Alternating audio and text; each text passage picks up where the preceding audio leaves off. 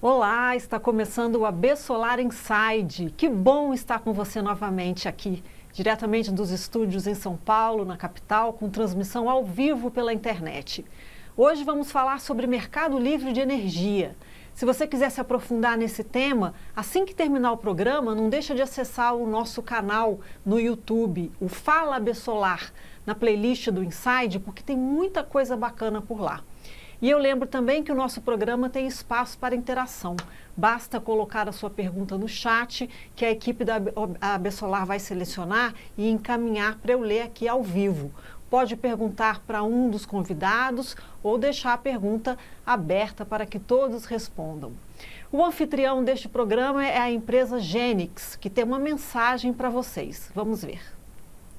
O ano de 2022 para a Genix foi um ano de desafios, e o primeiro grande desafio do ano foi a nossa mudança de casa. Além disso, o desafio da criação de um banco, o Banco Genix, com um propósito muito especial. Como facilitar a vida do cliente final? Como facilitar a aquisição de um financiamento? De que maneira que eu consigo ajudar o integrador a ter disponibilidade de capital para que ele consiga financiar a sua empresa? E nasce agora, nesse momento, a Uigem, uma comercializadora de energia diferente das outras comercializadoras. O nosso foco é cooperar, fomentar o negócio do integrador. O integrador tem a possibilidade de ganhar instalando sistemas maiores, ele vai ser remunerado em 2%, então tudo muito claro, muito transparente e muito fácil. O mercado solar, nesse ano de 2022, atraiu atenção, atraiu olhos, fazendo com que a gente tivesse que se estabelecer, manter o discurso, manter a qualidade e mostrar para o mercado que toda venda que se faz no solar é uma venda de casamento com bodas de prata, é uma venda de 25 anos.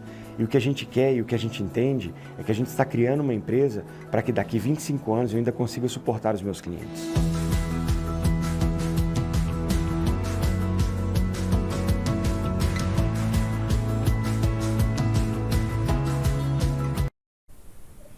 Além da Genix, que é a nossa anfitriã, também temos a Clamper como parceiro diamante do nosso Inside de hoje. E eu chamo agora para participar conosco o diretor comercial da Genix, Bruno Reis, e o Renato Teixeira, que é engenheiro de aplicação da Clamper. Bem-vindos ao Inside. Boa tarde, Priscila. Boa tarde, Renato. Boa tarde a todos. Para a gente é um grande prazer participar junto com vocês, falando um pouquinho aí sobre o mercado livre e o sistema de geração fotovoltaica. Aliás, eu quero aqui dar os parabéns para o Bruno, porque vocês viram no vídeo um selo e que a Genix é a primeira empresa certificada dentro do programa de certificação de qualidade AB Solar. Muito legal, viu, Bruno? Parabéns pela conquista. Obrigado, Priscila. Eu falo que a gente estreou o selo da AB Solar, fomos não só a primeira distribuidora, mas como a primeira empresa entre fabricantes, distribuidores e integradores a tirar o selo e conseguimos logo o AAA, que é o grau mais difícil, e isso mostra o nosso comprometimento com o mercado, que é tratar bem o integrador, tratar com processo, tratar com técnica. Então hoje a gente tem um corpo comercial técnico, um suporte técnico forte, engenharia forte, tudo bem encaminhado, tudo bem transparente, e o reflexo veio no selo. A gente acabou tirando o certificado sem nenhuma reprovação no processo. Parabéns mais uma vez. Agora eu queria saber de vocês o seguinte: como é que vocês estão vendo as oportunidades do mercado livre de energia? Vamos começar com o Renato? Para a gente, assim, a gente vê o mercado livre de energia, principalmente com esse trâmite do sistema fotovoltaico, como muito benéfico, né? A evolução do mercado fotovoltaico com preços acessíveis, né? As tecnologias mais de ponta proporcionam com essa fonte, né, ela possa ser inserida no sistema de mercado livre, sendo uma fonte satisfatória para a distribuição de energia. Então isso para a gente que realiza a proteção dos sistemas fotovoltaicos, né, a Clamper é uma empresa que trabalha com proteção de equipamentos fotovoltaicos, sendo uma das nossas vertentes, é muito importante este crescimento, e a gente vê isso como benéfico, não somente para a Clamper, para o mercado econômico, mas também para toda a sociedade. E para você, Bruno? A gente está todo mundo de olho na COP27 agora. Eu falo que nós somos o tema da moda, que nós estamos no centro do ESG.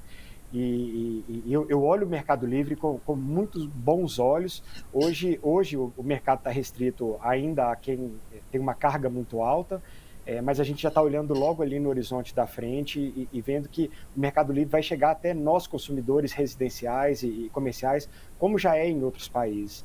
E ter o solar, você ter ali num curto espaço de tempo a opção de escolher energia renovável para ser consumida dentro da sua residência, dentro da sua indústria, como já é feito hoje nas grandes indústrias, é o futuro do nosso.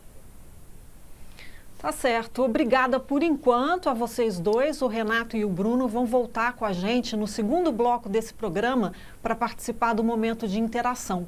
Então, se você tiver alguma pergunta para eles, já coloca no chat.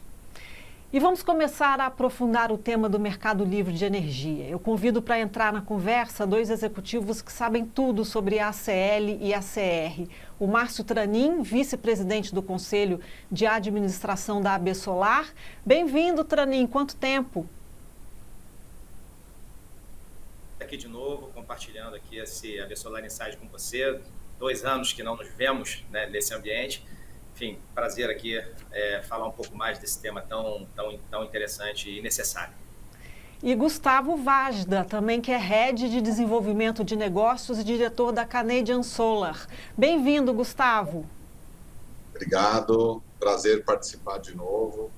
Que nem o Tranin falou, acho que faz 2 anos, eu até estava dando uma olhada e há 2 anos atrás, eu e o Tranin também apresentamos aqui com você uma AB Solar Inside e sobre o mesmo assunto, só que agora acho que a gente pode falar da evolução que teve nesses 2 anos. Exatamente. Para começar, eu sempre gosto de explicar um pouco sobre a base do tema que estamos tratando, para que mesmo quem não conhece nada do assunto possa aproveitar o máximo desse espaço de debate. Então, Tranin, o que é mercado livre de energia e o que ele tem de tão atrativo para o mercado solar? Priscila, de forma bem tentando ser o mais didático possível, explicando um pouco, né, do background de toda essa discussão, mercado livre de energia é você ter o direito como consumidor de comprar a energia que melhor lhe convier, em termos de preço, em termos de condições, em termos se é energia limpa ou se não é energia limpa, se você tem uma pegada mais sustentável ou não, ou seja, é você poder eleger livremente de quem consumir e em que condições consumir a sua energia, né? Hoje o Brasil ele já está livre para uma determinada parcela do consumo, que representa mais ou menos aí algo em torno de 30 e poucos por cento, 35% do consumo. Tem os outros 70% que ainda não estão livres. Eles precisam ainda ter uma regulamentação que sustente essa liberdade. Esses fazem parte de um monopólio natural, tá? Que é esse monopólio regional das distribuidoras de energia elétrica. E só tentando dar um pouco de background para a gente enriquecer um pouco a discussão, o que acontece em 98, curiosamente o ano que eu entro no setor elétrico brasileiro, que é meus primeiros movimentos no setor elétrico, existiu um projeto de reestruturação do setor elétrico brasileiro, que naquele momento era carreado pelo presidente Fernando Henrique Cardoso e o seu Ministério de Minas e Energia na época, e o projeto se chamava RECEB, que visava a liberalização de mercado de forma gradual, de forma, né, ou seja, paulatina, não tudo de uma vez. E nesse momento a gente não conseguiu levar adiante e ao cabo toda essa liberalização, como aconteceu, por exemplo, com as telecomunicações. Se hoje nós escolhemos o nosso fornecedor de banda larga, se nós escolhemos o nosso supridor de telefonia móvel, isso deveria ter acontecido com energia lá atrás. E a gente está aqui 24 anos depois discutindo exatamente essa coisa que nós discutimos 2 anos atrás, só que agora, como o Gustavo falou, com algum alento de que alguma coisa começa a se movimentar de forma mais incisiva nessa direção. E para você, Gustavo, quais os principais pontos de atração do Mercado Livre? Olha, eu acho que o exemplo que o Tranin deu é excelente aí para a telecomunicação, né?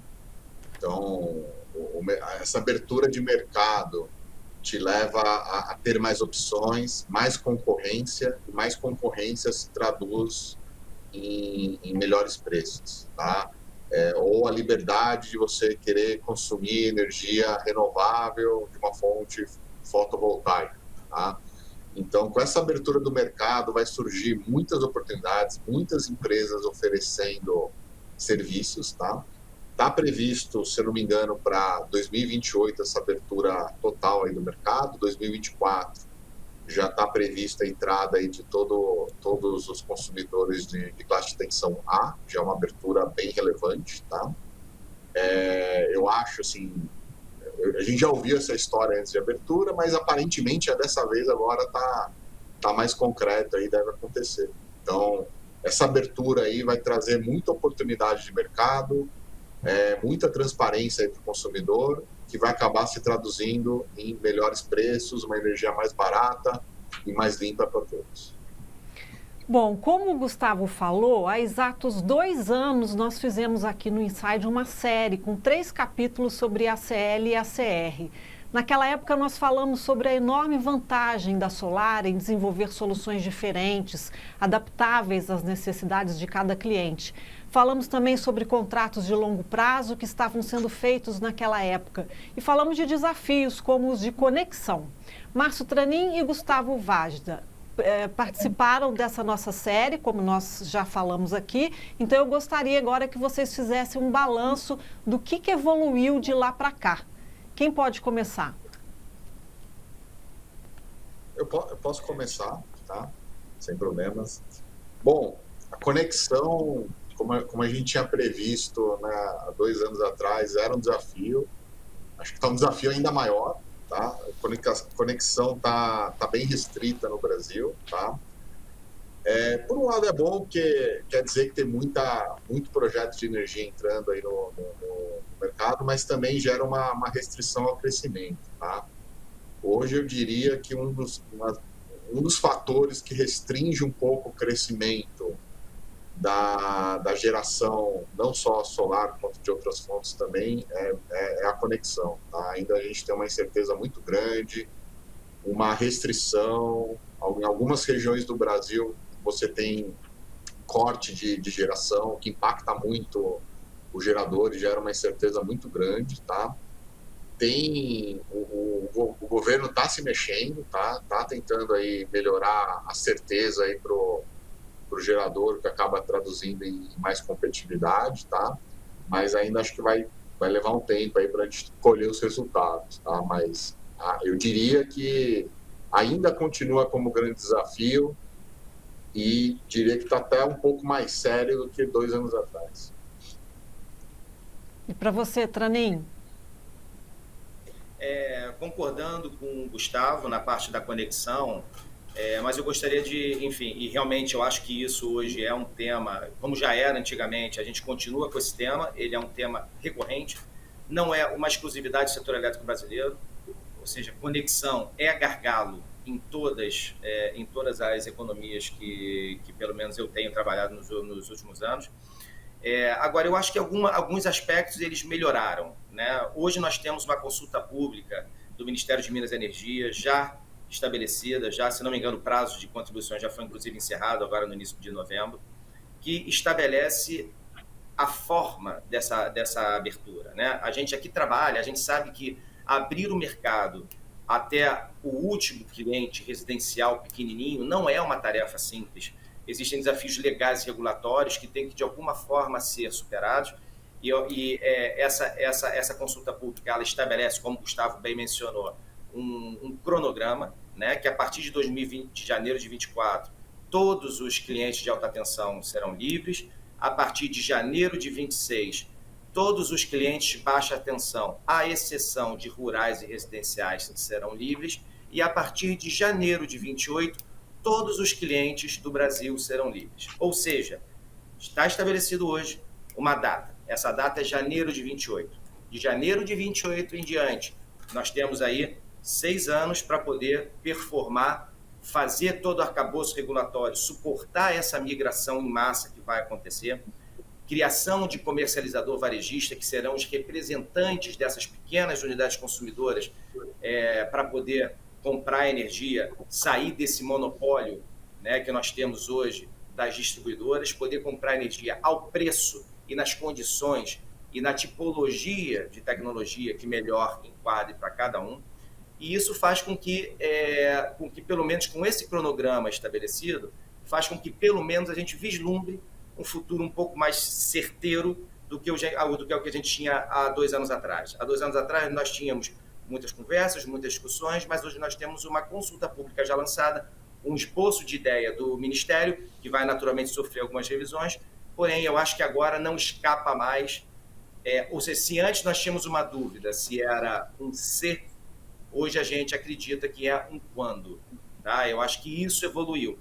Os desafios, como o Gustavo mencionou, de conexão, né, ou seja, de confiabilidade, de crescimento de mercado, né, ou seja, a gente sabe que o mercado precisa crescer e para isso acontecer, a economia do Brasil precisa crescer e a gente entende que o Brasil ele tem que deixar de ser o país do futuro para virar o país do presente, ou seja, apresentar um crescimento de PIB condizente com o tamanho e o potencial que tem e por conseguinte, um crescimento do consumo de energia elétrica atrelado a esse crescimento do PIB.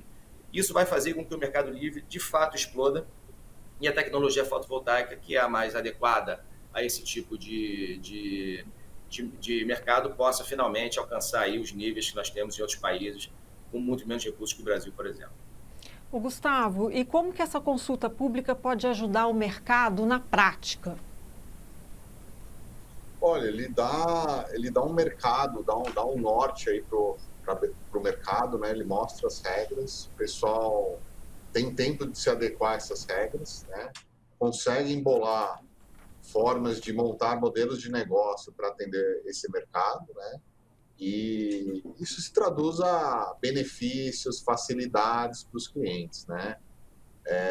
Quando o mercado abriu para os grandes consumidores, teve muita oportunidade. Começou um pouco devagar, mas hoje tem inúmeras comercializadoras, inúmeras oportunidades.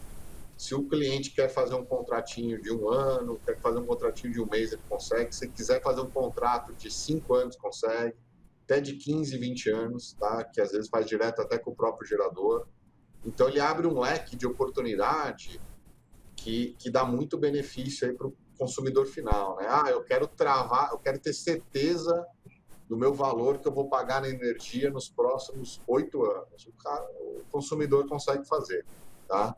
Então, isso dá muita liberdade, muita flexibilidade, e a gente sabe que cada consumidor tem uma necessidade, e essa abertura do mercado aí faz com que ele consiga adequar essa necessidade ao modelo de negócio dele, né? Então é muito benéfico aí para o consumidor final. Tá certo. Bom, você que está nos assistindo já pode mandar suas perguntas ou comentários pelo chat, que daqui a pouquinho tem interação, tá? Nós entrevistamos o presidente do Conselho de Administração da Câmara de Comercialização de Energia Elétrica, CCEE, Rui Altieri, para saber como estão as contratações de energia dentro do Mercado Livre. Vamos dar uma olhada.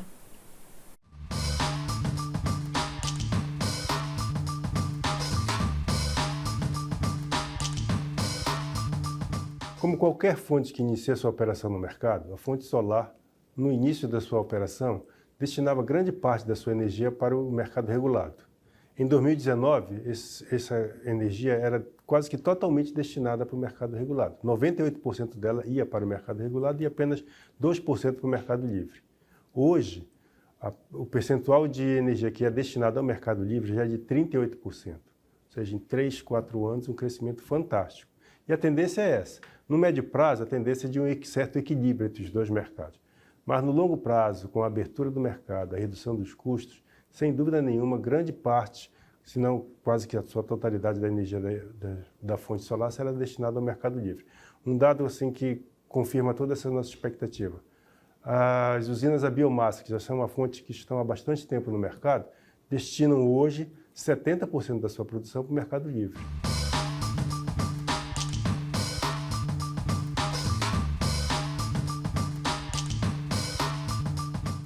A abertura do mercado livre, nós sempre defendemos 3 palavrinhas aqui na Câmara de Comercialização, que ela seja contínua, previsível e sustentável. Mensalmente, nós estamos recebendo cerca de 110, 120 novos consumidores que migram no mercado regulado para o mercado livre. Tá? O porte desses consumidores já é muito próximo do limite regulatório de 500 kW. alguns deles até um pouco abaixo, utilizando aquele recurso de comunhão de fato e de direito. Nossa expectativa é que com a abertura do mercado, já confirmada pela Portaria 50 do Ministério de Minas e Energia, a partir de 2024, de todo o Grupo A, essa migração se intensifique, sempre de forma sustentável. Quando nós usamos aqui a palavra sustentável, é utilizando o comercializador varejista. Para que esta migração tenha assim, uma dimensão maior, é necessário que o comercializador varejista comece a ofertar produtos que atendam os desejos desse consumidor. Um outro ponto de atenção é a questão da geração distribuída. Hoje não existe conexão entre o mercado de energia livre e o mercado de GD. Passar um outro dado para os senhores. 35% dos consumidores que hoje estão no Grupo A com possibilidade de migração em 2024 para o mercado livre já são atendidos pela geração distribuída. E no modelo que nós temos hoje, esses consumidores não migrarão para o mercado livre. Por quê? Porque não existe conexão entre esses dois mercados. Uma maneira de fazer essa conexão é a possibilidade de venda de excedentes. Algumas barreiras têm que ser vencidas para isso. Questão tributária, questão do uso da rede tem que ser definida como isso. Mas uma vez superados esses dois desafios, certamente todo esse excedente que pode ou até está sendo produzido pela geração distribuída pode migrar para o mercado livre como venda de excedentes. O principal desafio para o mercado crescer hoje é a resposta da economia. Tá?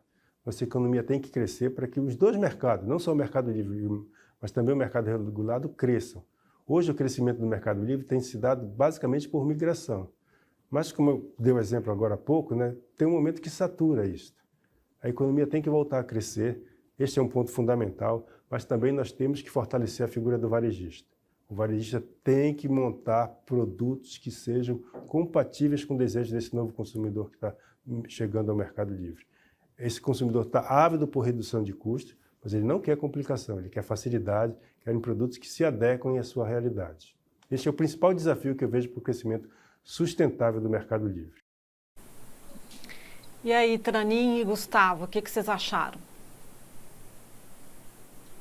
Bom, eu concordo plenamente aí com a visão da CCE, é exatamente isso. Tá? O mercado livre ele tem crescido muito, muita migração para o mercado livre, muita oportunidade aí para os geradores. Tá? O momento está muito propício para essa migração, o preço da energia de curto prazo está no mínimo. Tá? Eu tenho um chefe que ele não é brasileiro, fica fora do Brasil. A Europa está pagando 500 euros a energia. A gente está R$ 55 o preço de spot, que a gente chama, que é o preço de curto prazo, né? $10, vamos falar assim. Tá? O Brasil está totalmente na contramão do mundo de um ponto de vista positivo. Né? O pessoal tá pagando energia na altura, o Brasil está no piso, está no mínimo. Né? Isso aí é ótimo para a economia, ajuda a inflação, tem um efeito cascata gigantesco aqui na economia, né? E os clientes que estão no Mercado Livre estão usufruindo muito disso aí. É uma ancoragem para todos os contratos do Mercado Livre, inclusive de longo prazo. Tá? Para o gerador não está tão bom, né? Porque o preço está muito baixo, mas pelo menos está atraindo muito cliente para o mercado. Né? Isso que é a maravilha do Mercado Livre. Né? Choveu, o Brasil ainda depende muito aí das hidrelétricas, choveu, o preço está bom, o consumidor consegue usufruir. Cliente que não migrou, tem algum benefício? Tem, mas muito menor do que o cliente que migrou para o Mercado Livre. Né? Então, essa flexibilidade do cliente se reflete numa competitividade muito grande. Do ponto de vista que o Rui comentou aí da geração distribuída, eu acho que é um negócio muito interessante, tá? Você ter uma GD na sua casa, e hoje você pega um crédito, né, junto à distribuidora, se conseguir adequar a regulação para vender excedente aí no Mercado Livre ou algum formato aí, eu acho que é um negócio bem interessante para todos, né? Mas eu acho que a parte regulatória ele é bem desafiadora. Acho que depois de 2028 ainda vai ter um tempo para isso acontecer, mas tomara que aconteça. O benefício vai ser muito grande para todos. E para você, Tranin? Bom, eu acho que, na verdade, é sempre bom ouvir pessoas como o Rui, como o Gustavo, né? Porque eles sempre trazem, ou seja, sempre o frescor daquilo que está acontecendo, né? A temperatura do que está acontecendo no mercado. Eu concordo, eu acho que o Rui foi muito feliz com a colocação dele de que essa migração, né? Ou seja, essa não pode se dar de forma assodada, de fato, ela tem que ser de forma contínua, previsível, sustentável, né? Essas foram as palavras que ele usou e foi muito feliz no uso delas. Eu acho que o Rui, ele só, na verdade, concordando plenamente com praticamente tudo que ele disse, eu acho que ele só talvez tenha considerado que o maior desafio é a adequação do comercializador varejista à necessidade do consumidor como principal obstáculo, e eu não acho que é. Porque eu acho que vai existir uma rapidez muito rápida de reação dos comercializadores que estão acostumados, são players acostumados a isso, vão ter novos entrantes, né, especialmente plataformas, puro marketplace oferecendo esse tipo de energia, já com uma cabeça com muito asset light e software muito sofisticados para oferecer diversas alternativas. Eu acho que isso não será o desafio de fato. Para mim, o grande desafio ele é outro. Ele tem a ver com regulação também, assim como o comercializador varejista, o estabelecimento tem a ver. Acho que o grande desafio vai ser você dar soluções concretas, né, à distribuidora. Hoje a distribuidora tem contratos legados. Tivemos leilão recentemente, a distribuidora comprou contratos para atender 25 anos, 20 anos o seu consumo. Se ela continua comprando em leilões regulados energia para suprir suas necessidades daqui a 20 anos, e em 2028 pode haver, sim, de forma gradativa, uma migração bastante forte de clientes saindo desse guarda-chuva da distribuidora e indo comprar energia de quem ele quiser, o que será feito com esses contratos que hoje estão debaixo da distribuidora? Essa é uma questão que tem que ser endereçada, né? Ou seja, é um desafio regulatório bastante relevante. Dentre outros, ou seja, essa migração tem que se garantir que toda a parte técnica desses consumidores esteja absolutamente bem adequadas. A gente tem um problema de perdas gravíssimo ainda no setor elétrico brasileiro, perdas comerciais e tudo mais, que tem que ser endereçadas de alguma forma. Ou seja, existem muitos desafios. Eu acho que o varejista não é o maior desafio, né? Eles vão rapidamente se adequar a essas novas necessidades desses novos clientes e vão entregar produtos satisfatórios, assim como nós vimos com as telecomunicações. Então, esse é o primeiro ponto que eu queria ressaltar do discurso do Rui. E também queria mencionar um pouco a questão do GD e GC, que já foi pincelada pelo Gustavo, que eu acho que ela é uma falsa, eu acho que ele é um falso problema quando a gente pensa, né? Se vai haver agora uma migração, então quem tem GD, quer dizer, o dono de GD vai perder capacidade de vender sua energia porque vai entrar a geração centralizada que vai ganhar escala, é mais competitivo. Eu acho que isso é algo que a AB Solar vem tentando, com o tempo, tirar isso da pauta de discussões. O mercado, desde que a economia cresça, o Rui, curiosamente, comentou, muito parecido com o que eu falei, é importante que a economia do Brasil cresça, porque hoje a gente depende, né? Ou seja, o Brasil depende de nova energia sendo consumida. A gente não pode ficar só numa de substituir, né? Ou seja, a gente não está na fase ainda como está na Europa, de substituição de plantas de combustíveis fósseis por renováveis. A gente tem pouca planta de combustível fóssil, sim, temos algumas, mas não é relevante na nossa matriz. Então, a gente tem que ter novo mercado.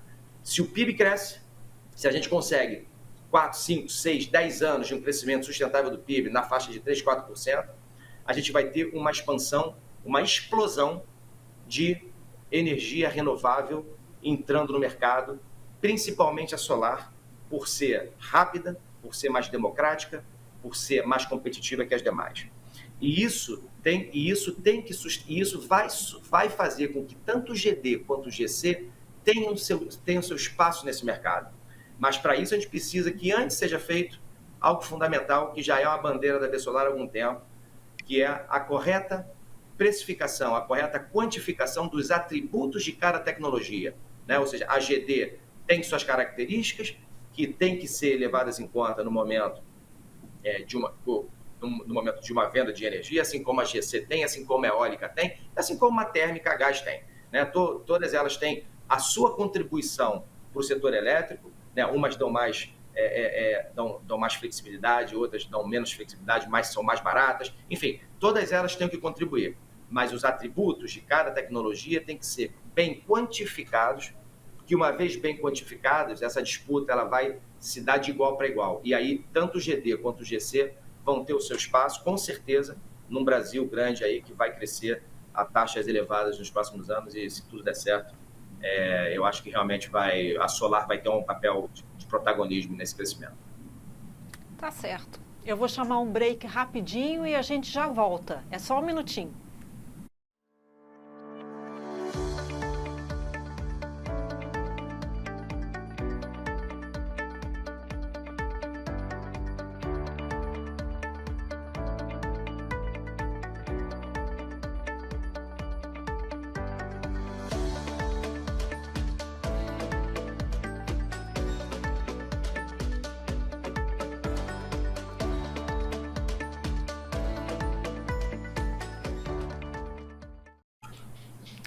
Estamos de volta e já estão aqui na tela comigo o Márcio Tranin, o Gustavo Vajda e novamente conosco o Bruno Reis, gerente de negócios da Genix, e o Renato Teixeira, que é engenheiro de aplicação da Clamper.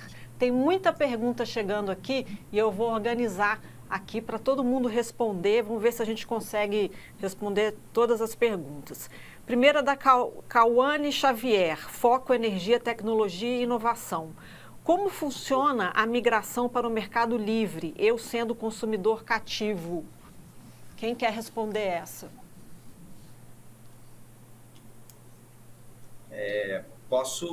Eu não sei se alguém quer, posso responder rapidamente, entender da Cauane, né, que eu acho que não vai dar para perguntar, mas se ela é já elegível a migrar, né, ela está falando da Cauane consumidora residencial ou está falando da Cauane na empresa da Cauane, né? Então, primeira coisa a ver se ela já está elegível a migrar para o Mercado Livre, se ela já está dentro da legislação, se ela é alta tensão e já tem um consumo elegível a isso. E se for, eu recomendaria consultar, né? Ou seja, tem muita gente aí no mercado que faz esse tipo de serviço, existem comercializadores fazendo esse tipo de serviço, buscar assessoria para poder fazer esse processo de migração. Caso não seja elegível, esperar um pouco mais, porque vai chegar o momento dela, assim como vai chegar o meu. A gente, todo mundo está podendo consumir energia de forma livre. Alguém quer complementar? Eu só relembrar as datas, tá? A previsão aí para o cliente residencial é 2028, né? Saindo do pressuposto aí que ela está perguntando sobre a própria casa, né? Então vamos ter que aguardar até 2028. Tá certo. Tem uma pergunta da Valéria, pergunta comprida. Olá, verifiquei nos últimos anos no setor de energia que muitas empresas ainda não possuem uma área específica de geoprocessamento estruturada. Creio que isso deva se alterar, pois o geoprocessamento está ativamente na frente dos negócios. Vocês também visualizam isso, uma tendência de fortificação e centralização do geoprocessamento nesse setor? Olha, algumas empresas usam geoprocessamento, né? A empresa que vai desenvolver um projeto novo de solar, por exemplo, eu acho que a etapa inicial aí de um desenvolvimento de projeto é você achar um terreno, você achar a melhor localização com certas características, tá? Ele não fica na ponta final junto ao consumidor, é uma ponta bem inicial do processo, tá? Acho que tem muita evolução, eu vejo muita empresa olhando na internet, um mapa simples, né, ou indo no local, então acho que tem muita evolução, acho que tem muito espaço para empresas oferecer esse tipo de serviço aí no setor fotovoltaico, eólico aí principalmente. Alguém mais? Até lembrando que hoje, quando se constrói grandes usinas, o geoprocessamento é um passo obrigatório, até porque você precisa dele para tirar as licenças ambientais, licença de implantação, então faz-se necessário para os grandes empreendimentos. Tranin também queria complementar? Não só grandes, acho que sim, complementando a resposta, é isso mesmo, ou seja, vai existir um crescimento. Se a gente pensar que a Bloomberg projeta um Brasil com mais de 150 gigawatts de energia solar em 2050, né, e hoje nós somos, enfim, nós temos muito menos do que isso.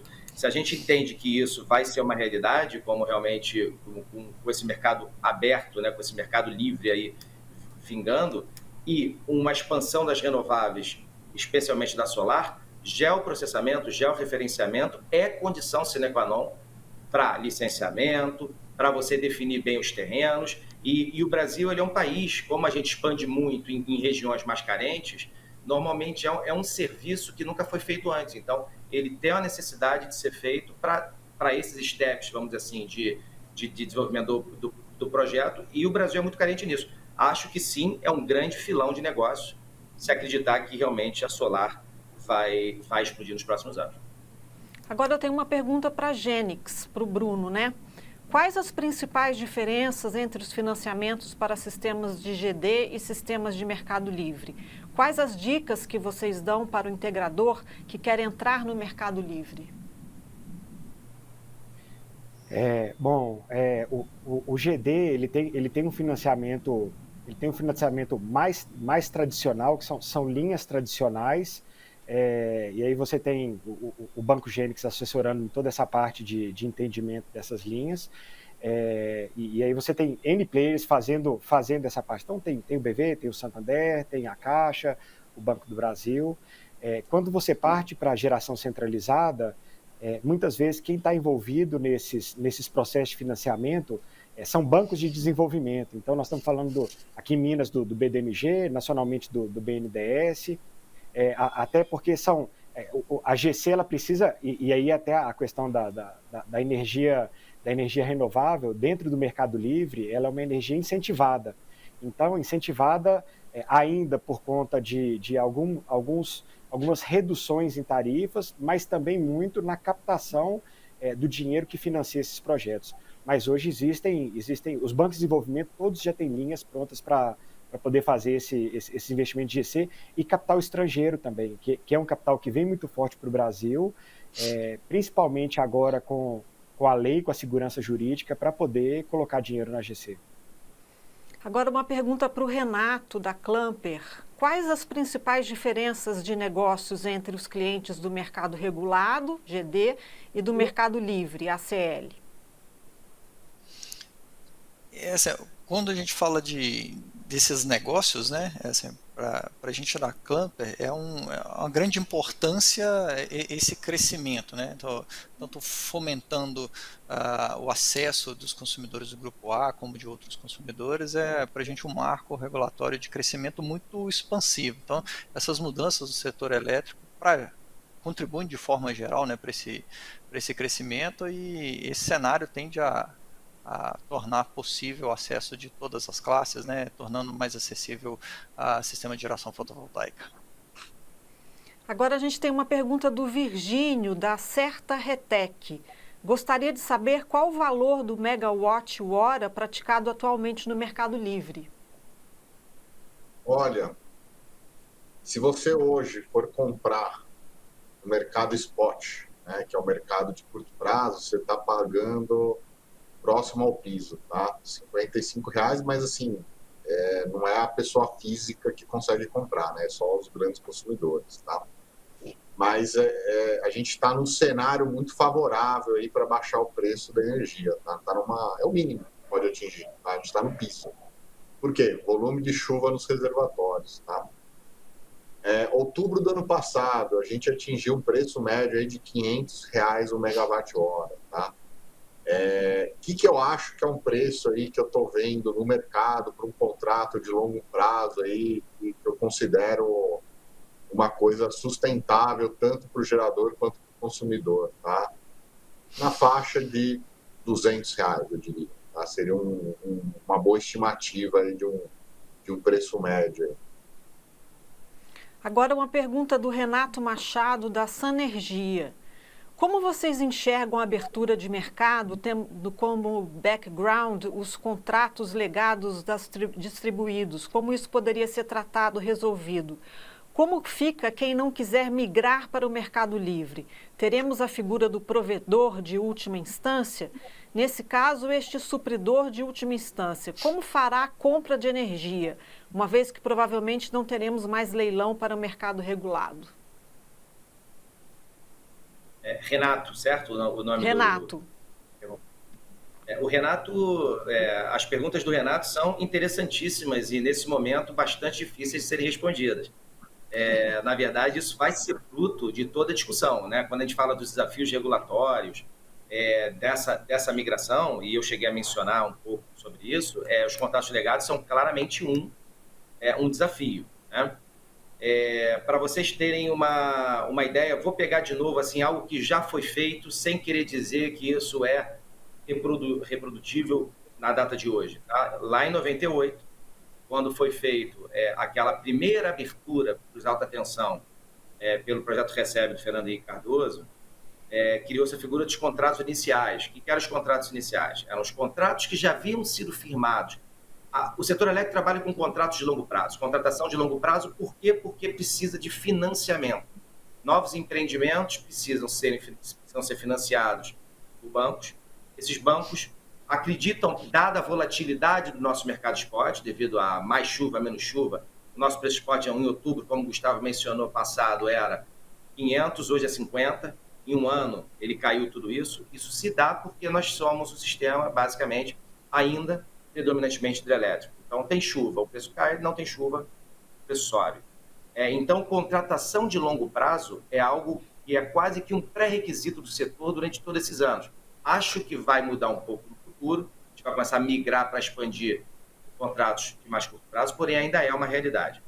Contratos de longo prazo pressupõem que você tem que, de alguma forma, começar a descontratar para permitir essa migração. Lá atrás, no Fernando Henrique Cardoso, o que foi feito? Criou-se os contratos iniciais, onde se deu uma previsibilidade de descontratação desses contratos, ou seja, você tinha ainda alguns anos, até o ano de 2000, se não me engano, esses contratos eram 100%. Depois disso, eles iam se reduzindo 25% ao ano, tá? E iam sendo absorvidos, ou seja, você tinha os contratos legados, eles tiveram uma descontratação gradual, o que deu tempo para aqueles agentes geradores que estavam contratados via os contratos legados, pudessem recontratar sua energia sem ser do dia para a noite. Isso é uma forma, né? Que foi adotada no passado, mas que naturalmente tem que ser discutida agora à luz ou seja, naquela época o sistema era de um tamanho, hoje é de outro tamanho. Agora, essas perguntas, Renato, eu exorto você a participar ativamente dessa reestruturação que nós teremos nos próximos anos aqui para permitir essa migração e ver qual é a solução que a gente vai dar. Mas a pergunta é muito boa, infelizmente irrespondível nesse momento. Tá, agora temos uma Tranin, pergunta, desculpa que caiu meu ponto, mas a gente coloca de novo, o programa ao vivo é assim mesmo. Uma pergunta para Clamper. Quais as principais características técnicas de um sistema solar fotovoltaico no quesito de proteção? Há diferença com os sistemas de geração distribuída? Aos pontos, né, quando a gente fala sobre proteção de sistema fotovoltaico, hoje nós temos normas bem fundamentadas, né? Algumas ainda em processo de revisão, ampliando seus conhecimentos, por exemplo, a 16690, que é a norma atual brasileira que tange aí a proteção e outros requerimentos do sistema fotovoltaico. Nós temos normas já consolidadas, né, que são as IECs, e principalmente quando a gente fala de proteção aí de sistemas fotovoltaicos no que tange a proteção contra surtos elétricos, isso já é bem fundamentado. É importante, né, quando a gente fala de proteção, é a aplicação dessas normas, é garantir, fomentar, independente de qual característica, né, se é no mercado de geração distribuída, se é centralizada, a aplicação destas normas para que haja robustez na proteção. E, claro, garantir toda a confiabilidade desse sistema de geração e distribuição de energia limpa, né, energia fotovoltaica. Então, sim, nós temos já características bem definidas por normas, né, para tanto sistemas de geração centralizada como para sistemas de gerações distribuídas. Ok, uma pergunta para a Genix. Recentemente a Genix lançou o Banco Genix, que procura atender às demandas de crédito do mercado solar. Qual a perspectiva de financiamento para empreendimentos do Mercado Livre? O Banco Genix, ele nasceu em parceria com o BV. O BV, através do S3, buscava um parceiro na área de renováveis E eu falo que foi um match, juntou o desejo da gente de facilitar a vida para o integrador, com o desejo do integrador também de ter mais clareza e mais ajuda nesse mercado. E uma coisa que o Banco Gênix faz é entrar e tratar com esses bancos de desenvolvimento a questão dos financiamentos para grandes usinas hoje que trabalham no Mercado Livre. Então, o Banco Gênix é a ponte, a nossa equipe aqui dentro do banco é a ponte que consegue tratar com o BDMG, com o Banco de Desenvolvimento do Estado de São Paulo, com o BNDES e até com o Banco do Brasil, no caso de linhas para agro, outras linhas. Então, a gente consegue fazer isso aí muito bem. Joia. Tem um comentário aqui da Gabriela Rodrigues, da Rayons Energy. Esse mercado tem tudo para crescer exponencialmente. É verdade, Gabriela. Vamos fazer uma pergunta agora do Fernando Flora, da iGreen Energy. Como vocês veem a possibilidade do mercado de pegada de carbono como bônus às empresas que se utilizam do Mercado Livre? Médio ou longo prazo? Eu diria para vocês, curto prazo já é uma realidade. Tá? Os projetos de GD, eu não sei direito como que está, os companheiros podem comentar, mas nos projetos de grande escala, aí de Mercado Livre, geração centralizada que a gente chama, já desde o ano passado a gente já vem tido diversos casos vendendo, tanto dentro do Brasil quanto fora do Brasil, créditos de carbono e equivalentes. Tá? Já é uma realidade há mais de um ano. Já, tá? Nada impede, no meu ver, de alguma coisa semelhante para a geração distribuída. Tá? Mas para a geração centralizada, já vem ocorrendo, é um upside aí para o projeto que já é considerado. Alguém mais quer contribuir? Gustavo fechou o assunto. Tá certo. Bom, tem mais um comentário do João ScanSource. Excelente conteúdo, parabéns. Obrigada, João. Pergunta da Energy Work. Já se pode comprar energia futura para 2024, sendo grupo A? Tem que ser de comercializadora varejista ou pode ser ainda por comercializadora atacadista? Sim, se pode. De novo, a gente tem que entender qual é a classificação desse consumidor, né, exatamente. Mas, assim, sim, se pode comprar. Você faz contratos hoje para 2024, 2025, 2026, 2028, ou seja, já existem produtos que naturalmente são comercializados com essa visão futura, né, de início de suprimento lá. Claro, a liquidez muda um pouco, né, dependendo do ano que você começa, mas sim, se você, para qualquer comercializador atacadista, já tem esse produto sim disponível. Legal. Eu quero agradecer a todos que fizeram comentários e colocaram perguntas aqui no chat. Nós estamos terminando o nosso programa e eu agradeço muito a presença do Bruno Reis, diretor comercial da Gênix.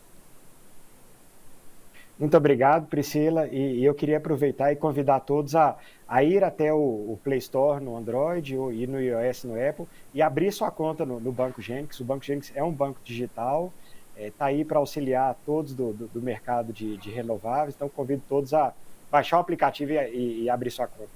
Tá aí o recado. Obrigada, Renato Teixeira, engenheiro de aplicação da Clamper. Nós agradecemos, Priscila, a participação.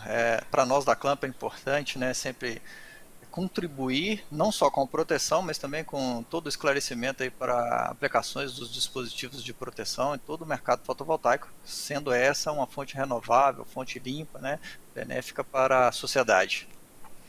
Obrigada pela participação, Gustavo Vajda, Head de Desenvolvimento de Negócios e diretor da Canadian Solar.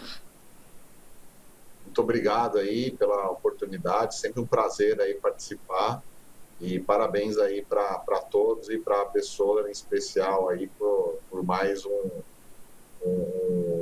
Absolar Insight.